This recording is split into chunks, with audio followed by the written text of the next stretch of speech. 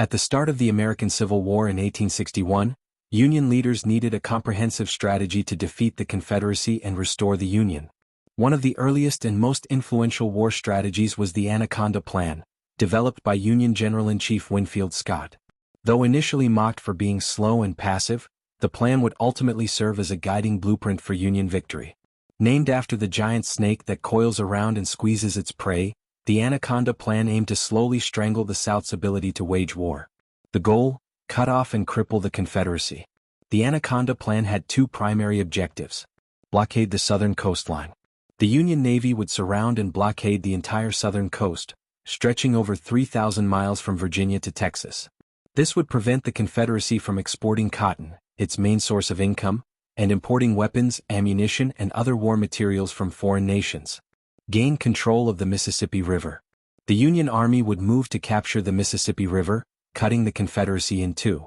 This would isolate the western Confederate states, Texas, Arkansas, and parts of Louisiana, and prevent them from sending reinforcements and supplies to the Eastern Front.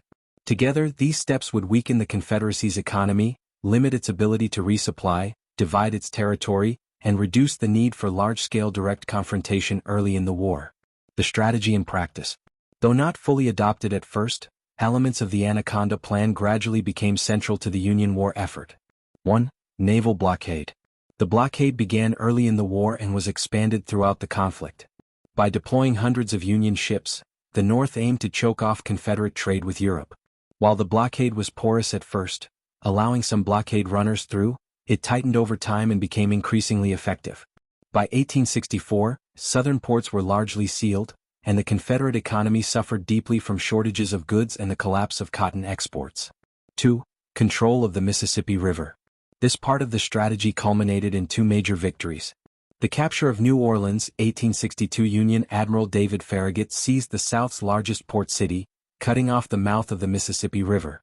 The siege of Vicksburg, 1863. Union General Ulysses S. Grant captured this key fortress after a lengthy campaign, giving the Union full control of the river and dividing the Confederacy in two. These victories proved crucial, both strategically and psychologically, dealing a major blow to the Southern war effort.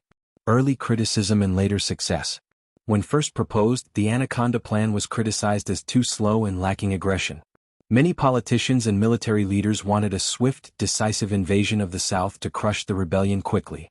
In contrast, Scott's plan emphasized economic strangulation and long-term pressure rather than direct confrontation. However, as the war dragged on and costly battles like Bull Run and Antietam demonstrated the limits of quick victory, Union leaders began to appreciate the wisdom of Scott's approach. By 1863, the Union had fully embraced key aspects of the Anaconda Plan, combining them with more aggressive military campaigns. Legacy of the Anaconda Plan. The Anaconda Plan proved to be more than just a strategy. It was a vision of total war that involved not just armies, but control of resources, trade, transportation, and geography. Its success showed the importance of logistics and long-term planning in modern warfare. By the end of the war in 1865, the South was economically crippled, its territory divided, and its ports shut down, just as Scott had predicted. Though the plan evolved over time and was never followed exactly as written, its basic principles helped bring about Union victory.